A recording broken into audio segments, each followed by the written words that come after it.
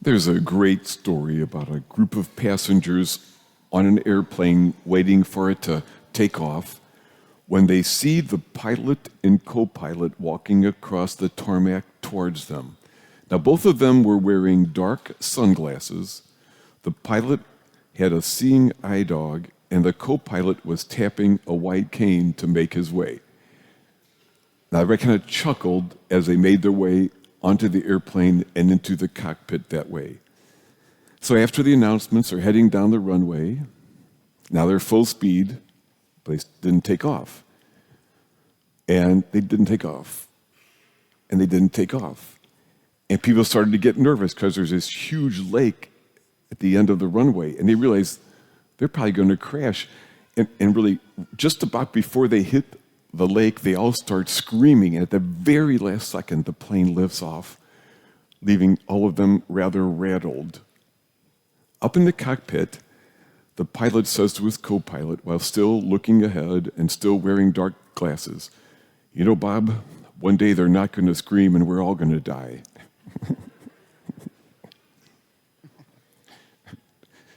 The question, sorry, going like this. The question is, who is piloting your airplane these days? You know, whether or not we realize it, we are on a journey and someone is flying our plane, and hopefully we have our hands on the controls. Because you know what? There are all kinds of forces and factors that blow to take us off track. And the tendency for all of us is to fall asleep at the wheel and not all the way even realize the direction we're heading, and that we or our loved ones might not scream until it's too late. If we don't have our hands on the controls and are steering with God's help to make sure we're heading in a good and loving direction, I assure you there are forces that will blow us in directions that deep down aren't good for us, for the world, deep down that we don't even really want to go. So, what direction is your plane heading these days? Some of the forces that blow at us, and this doesn't sound bad, but we just kind of realize this is a wind in the air these days. This time of year, one of the winds that blows us is the thought, December, more is better.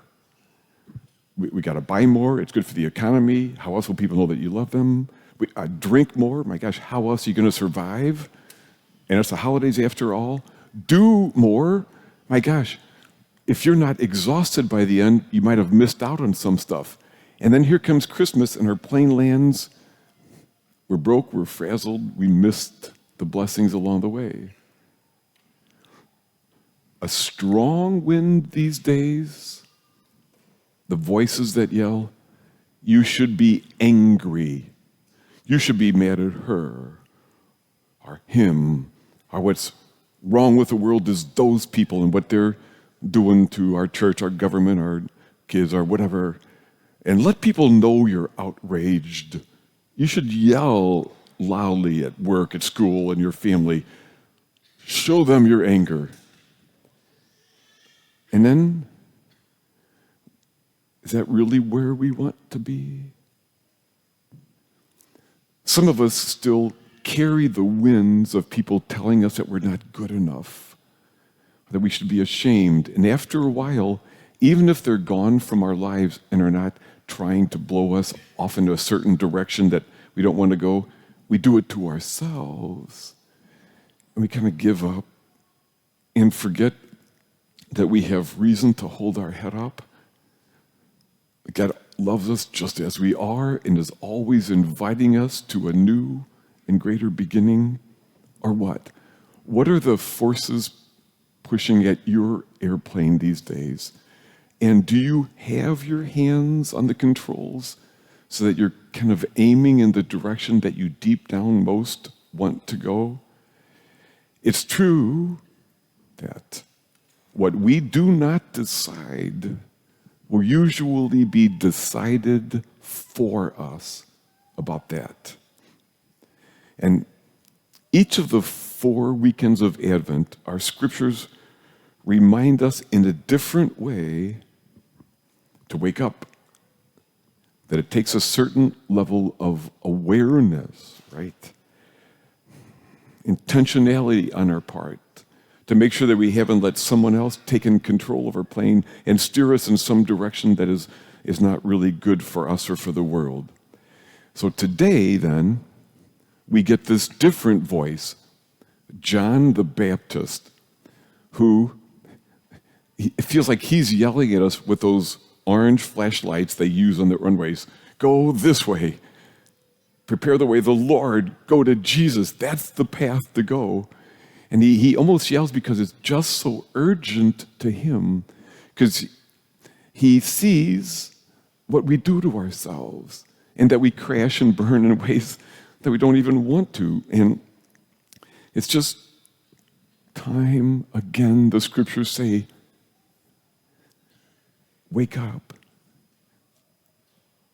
Make sure you see where you're going. And is it time to turn a bit? No shame. Just are you going the direction that you really want to go? And as a priest of 43 years, this hurts my heart, but often enough, it is the crises or tragedies that life throw at us that are the wake-up calls of John the Baptist that we hear. I have, over the years, I can't even shake some of these memories. The heartache of a parent whose kid died, carrying their child's casket to the cemetery. You can just see those images. Or some other tragedy that visits us, and then we're like, look what I missed. Or, some of the sad funerals we've had here this past year, or whatever the wake-up call it is that makes us see again, am I going the direction I want? And thus John the Baptist says to us today, please, get your hands on the wheel, go this way. His way is the way to joy and life and meaning. Go that direction for a great life. He's right. And I think of that opening story, which of course I thought was hilarious, of the airplane about to crash until everybody screamed, and the pilot yelling, one day they're not going to scream and we're all going to die. We are. So the question, who is piloting your airplane these days? And are you heading the direction you want to go?